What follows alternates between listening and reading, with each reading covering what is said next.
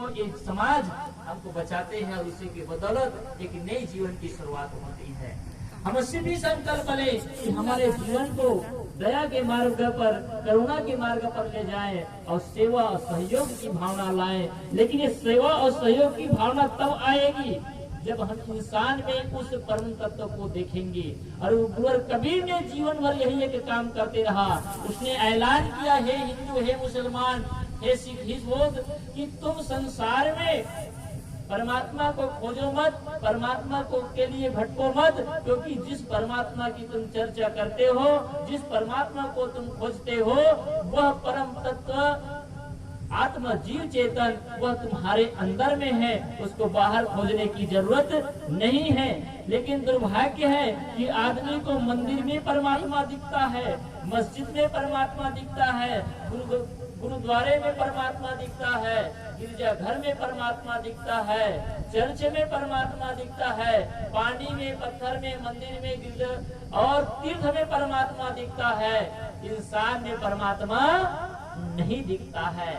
जिस दिन इंसान में परमात्मा दिख जाए, जिस दिन प्राणियों में ही परमात्मा नजर आ जाए, तो घाव काहि पर घालो और जित देखो तित प्राण हमारो।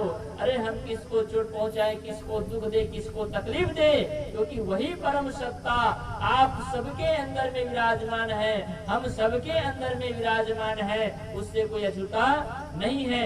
और गुरु कबीर की भाषा में कहें तो राम रमे ते पुत्री के पुता।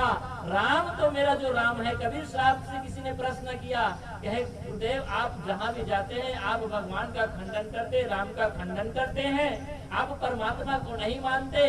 तो गुरु कबीर साहब ने कहा कि किसने कहा कि मैं वेद को नहीं मानता, राम को नहीं मानता, मैं भी सबको मानता हूँ। बस समझने के अंतर है। वेद देव कहा कि झूठा झूठा जो न विचारे। गुरु कबीर ने कहा कि वेद और किताब को कौन झूठा कहता, मैं भी झूठा नहीं करता। वेद नाम ज्ञान, ज्ञान को कोई झूठा सकता है, लेकिन झूठा तो वह है जो उस ज्ञान पर, उस शास्त्रों पर विचार नहीं करता, मंथन नहीं करता।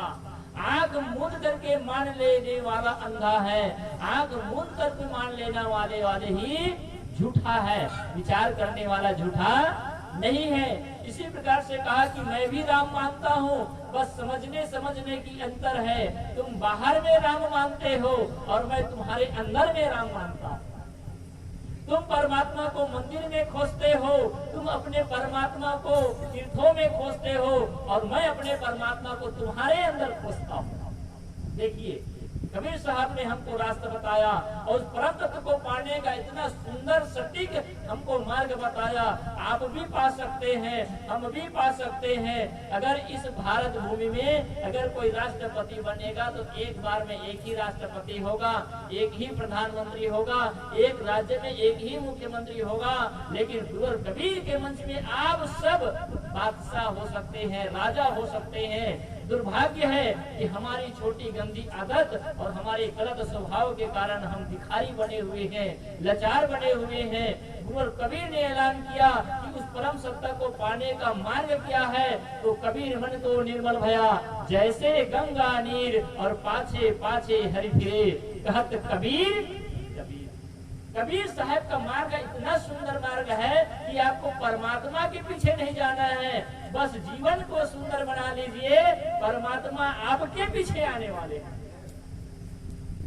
अब बताइए परमात्मा के पीछे आपको जाना चाहते हैं कि परमात्मा आपके पीछे आए? अरे